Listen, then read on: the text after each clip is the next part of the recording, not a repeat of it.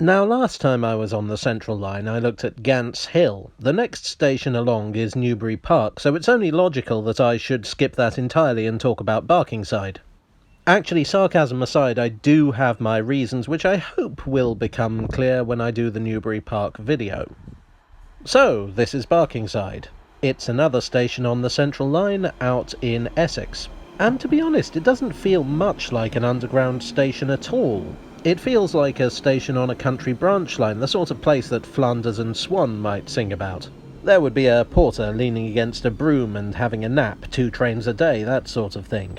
It has all sorts of facilities you wouldn't normally expect of an underground station, like a car park, toilets and a waiting room. It even has old railway cottages built to house the workers. The architecture feels, to me at least, rather arts and crafts.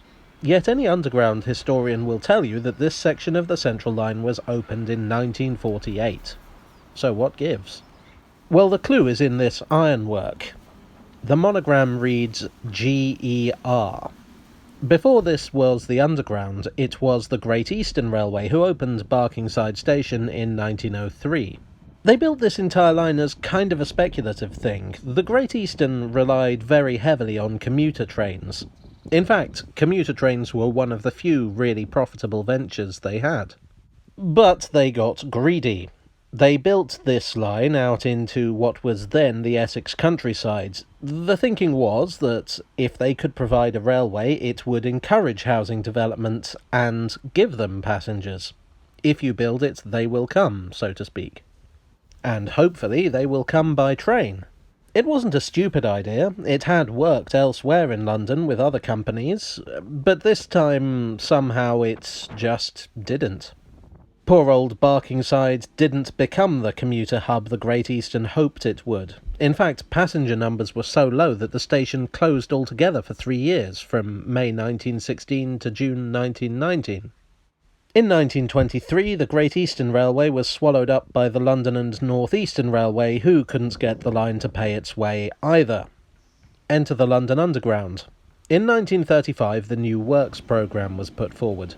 Now, I have mentioned this before, but to put it simply, it was a huge modernisation plan that was intended to totally revolutionise the Underground. As part of this, it was proposed to absorb the Fairlop Loop, the line Barkingside is on, into the Central Line. The thinking was this. The Central Line could give a far better service than the Great Eastern or the London and North Eastern Railways. The Great Eastern Line ran into Liverpool Street. The Central Line could run right through London. The Great Eastern could only offer old-fashioned steam-hauled rolling stock. The Central Line would run fast, frequent electric trains.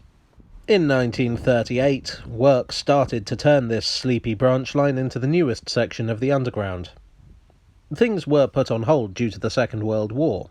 But in 1947, steam trains ended, and in 1948, Barkingside became a de facto underground station. These concrete lampposts and fences are obvious additions by London Underground, but otherwise modernisation has been fairly light at Barkingside. In fact, the station is Grade 2 listed in recognition of its original features. But even though it looks like a country station, it enjoys a frequent service and has finally become the suburban station its builders dreamed of.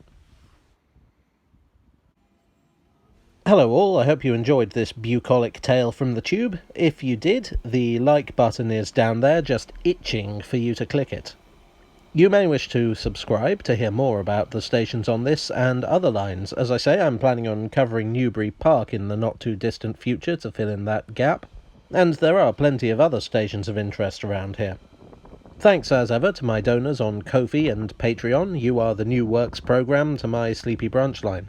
You can head over to Ko-fi to get previews of my upcoming work, and Patreon is a fine place to get ad and sponsor-free versions of my videos, as well as early access to episodes and a whole parcel of exclusive content.